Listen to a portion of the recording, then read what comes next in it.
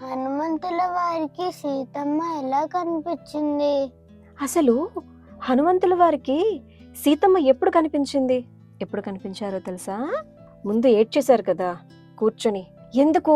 మొత్తం లంకాపట్టణం అంతా వెతికినా కూడా సీతమ్మ తల్లి నాకు కనిపించలేదు అని చెప్పి ఆలోచిస్తూ ఉంటే హనుమంతుల వారికి ఒక చిన్న డౌట్ వచ్చింది.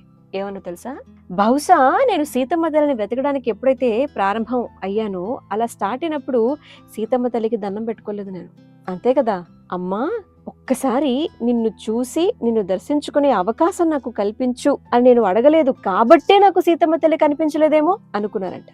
వెంటనే రెండు చేతులు జోడించి దండం పెట్టుకున్నారంట. లక్ష్మణ సమేతంగా ఉన్నటువంటి రామయ్య తండ్రిని తలుచుకుంటూ, సీతమ్మ తల్లి నీ దర్శన భాగ్యాన్ని పొందేటువంటి అనుగ్రహాన్ని నాకు ప్రసాదించమ్మా, ఒక్కసారి నీ దర్శన భాగ్యం నాకు కల్పించు అని వేడుకున్నారంట. అలా వేడుకున్న క్షణం ఎదురుగుండా మామిడి కొమ్మల మధ్యలో దూరంగా ఎక్కడో ఒక కొండ కనిపించిందంట. ఈ కొండ నేను మిస్ అయ్యాను కదా, లంకాపట్టణం మొత్తం వెతికేశాను, నేను ఎక్కడ మిస్ అయ్యాను అనుకున్నారు, దొరికింది. దూరం నుంచి కనిపించింది కాస్త దగ్గరకు వెళ్ళి చూస్తే ఎలా అనిపించిందో తెలుసా? అది హనుమంతుల వారికి తెలియకుండా ఉన్నటువంటి ఆ ప్రదేశం అంట బహుశా రావణాసురుడు కృత్రిమంగా సృష్టించినటువంటి కొండేమో అనుకున్నట్టుగా ఉందట.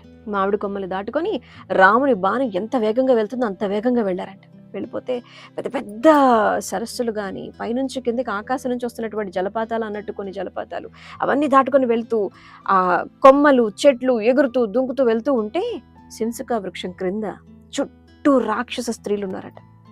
వాళ్ళ మధ్యలో దిగాలుగా ఒక స్త్రీ, ఏ కొసానా కాంతి లేదు, కళ్ళేమో నల్లగా అయిపోయాయి. పట్టుపుట్టం కట్టుకున్నటువంటి స్త్రీమాత ఇప్పుడు నలిగిపోయినటువంటి బట్టల్లో, రంగు వెలిసిపోయినటువంటి బట్టల్లో దిగాలుగా కూర్చుని కనిపించింది. సీతమ్మ కాదేమో అనుకుని అలా తీక్షణంగా చూస్తూ ఉన్నారట.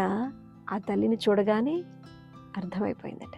10 నెలల పాటు రామయ్య తండ్రిని తలుచుకుంటూ తిండి లేకుండా అలా ఉన్నారు నా తల్లి. రాముని మనస్సులో సీతమ్మ, సీతమ్మ తల్లి మనస్సులో రాముల వారు ఉండబట్టే కదా 10 నెలలు ఒకరి కోసం ఒకరు ఇంతలా ఎదురు చూస్తూ కాలం గడిపారు అని చెప్పి అమ్మని చూస్తూ ఉంటే హనుమంతుల వారికి కళ్ళ వెంట నీళ్ళు వచ్చేసాయట.